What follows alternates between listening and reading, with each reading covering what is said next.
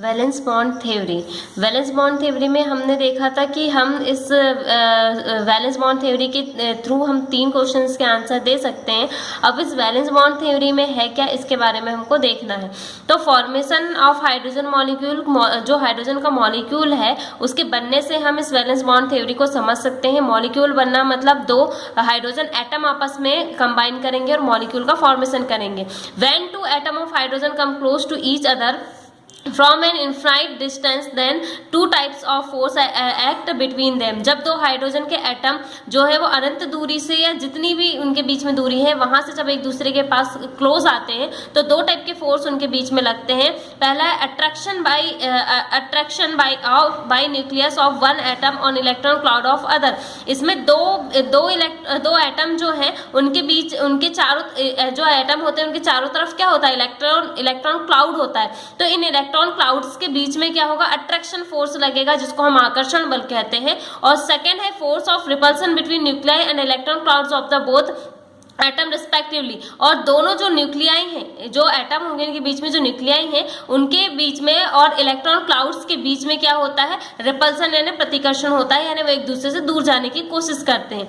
ठीक है। Initially there is no force of the attraction between both atom. शुरुआत में दोनों एटम के बीच में कोई भी अट्रैक्शन फोर्स नहीं होता। Being large distance apart as both atom approach each other they exert an attraction force on one another and due to this force of attraction they come close to each other and as a result there is an overlapping between electron clouds। तो शुरुआत में तो कोई उनके बीच में attraction force नहीं लगता क्योंकि वो एक दूसरे से बहुत दूर पे होते हैं, लेकिन जैसे जैसे वो एक दूसरे के नजदीक आते हैं तो उनके बीच अट्रैक्शन फोर्स काम करने लगता है और दोनों के दोनों जो एटम होते हैं उनका जो इलेक्ट्रॉन क्लाउड होता है उनके बीच में उनका क्या होने लगता है, ओवरलैपिंग होने लगता है। जैसे ये डायग्राम दिया है, ये आपके 2 एटम हैं, ये 2 एटम हाइड्रोजन के माने हैं, ये एक दूसरे से के क्लोज आ रहे हैं, बीच में न्यूक्लियाई है। तो ये क्या करते हैं, जब एक दूसरे के बहुत क्लोज हो जाते हैं तो इनका जो इलेक्ट्रॉन क्लाउड है, ये बाहर वाला एरिया कौन सा है, इलेक्ट्रॉन क्लाउड है, तो इलेक्ट्रॉन क्लाउड की क्या होने लगती है, ओवरलैपिंग, यानी एक दूसरे से एकदम जुड़ने लगते हैं। ठीक है।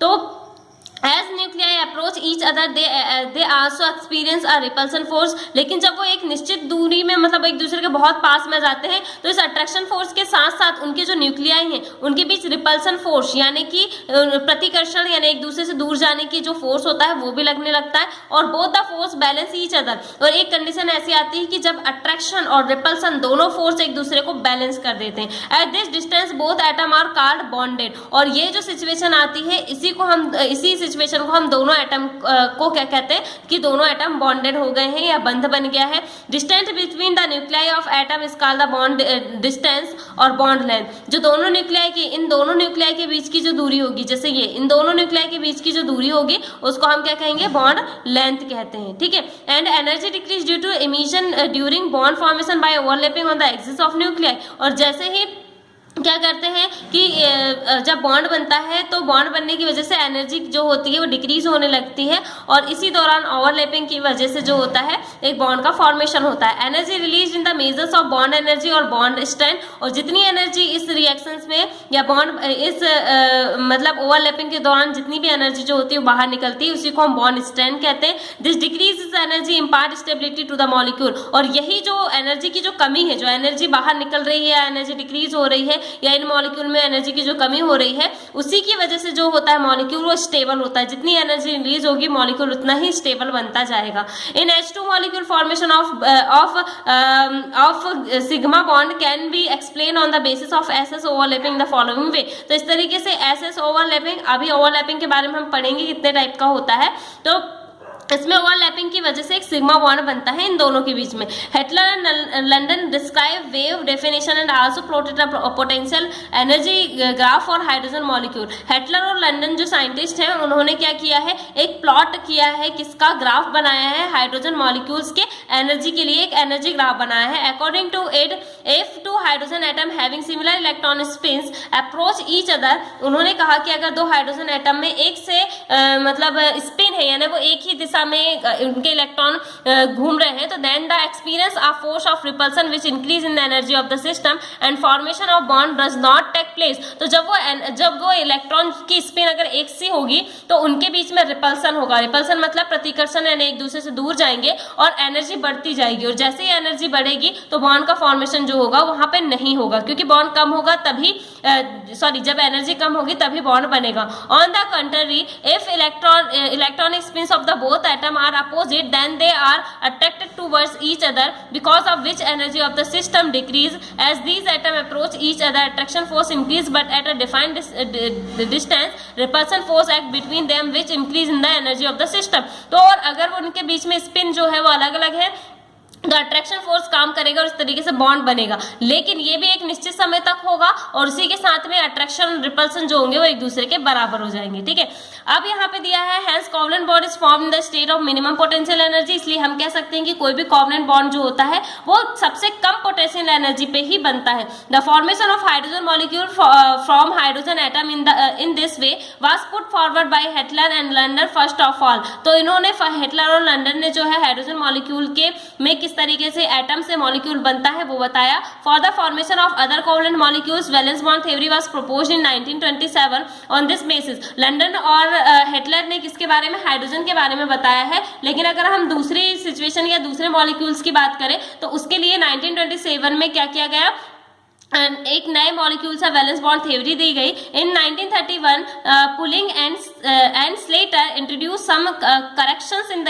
To give in modern form the main postulates of this theory are. तो 1931 में पुलिंग एंड स्लेटर ने कुछ इसी जो मतलब ये जो थ्योरी दी गई थी लंदन और की, उसी थ्योरी में उन्होंने कुछ सुधार किए और उन्होंने कुछ पोस्टुलेट्स दिए हैं। वो क्या थे, पहला है covalent bond formation is possible between those atom which have at least one unpaired electron in the orbital of their valence shell. उन्होंने कहा कि कोवलेंट बॉन्ड का फॉर्मेशन उन्हीं दो एटम्स के बीच में हो सकता है जिनमें कम से कम उनके जो वैलेंस शेल होगी, जो बाहर वाली वैलेंस शेल है उसमें कम से कम एक अनपेयर इलेक्ट्रॉन तो होना ही चाहिए, यानी एक अनपेयर इलेक्ट्रॉन की जोड़ी जरूर होनी चाहिए। For the bond formation between two atom the nuclei of each atom attracted the orbital having unpair electron of the other atom. और जब बॉन्ड बन रहा हो तब एटम और न्यूक्लियाई जो होंगे उनके बीच में अट्रैक्शन फोर्स होना चाहिए और अनपेयर इलेक्ट्रॉन जो है वो अदर एटम से जो होते चाहिए बॉन्ड होने चाहिए। This attraction result into the overlapping of orbital having unpair electron of bond forming atom. और इस अट्रैक्शन, जब उनके बीच में अट्रैक्शन होगा तो इसकी वजह से ऑर्बिटल्स के बीच में ओवरलैपिंग होगी, यानी वे एक दूसरे से जुड़ने लगेंगे और अनपेयर इलेक्ट्रॉन जो है वो बॉन्ड बनाने में पार्टिसिपेट करेंगे। This overlapping takes place between the orbital having unpair electron with opposite spin only. तो ये जो ओवरलैपिंग होगी वो उन्हीं ऑर्बिटल के बीच में हो सकती है जिनमें अनपेयर इलेक्ट्रॉन हो, और वो भी अनपेयर इलेक्ट्रॉन ऐसे हो जिनका स्पिन अपोजिट हो। स्पिन अपोजिट मतलब जैसे ये यहाँ पे दिया गया है, ये एक ऊपर की तरफ शो कर रहा है और एक नीचे की ओर, ये जो है वो एक से स्पिन को शो कर रहा है और नीचे वाला अपोजिट स्पिन। तो ओवरलैपिंग पॉसिबल तभी होगी जब इनकी स्पिन जो होगी वो मतलब इनका जो स्पिन होगा वो अपोजिट होगा। फिर है the overlapping reduce energy and the responsible for the covalent bond formation. Overlapping जो होगी वो एनर्जी को कम करेगी और एनर्जी को कम करने की वजह से ही जो होंगे वो कोवलेंट बॉन्ड का फॉर्मेशन होगा। Concentrated electron cloud present between two nuclei as a result of overlapping is the covalent bond. और इलेक्ट्रॉन क्लाउड जितना ज्यादा होगा न्यूक्लियाई के बीच में उतनी ही ओवरलैपिंग करके कोवलेंट बॉन्ड बनेंगे। This overlapping extended till the attractive force is balanced by the repulsion force between the nuclei.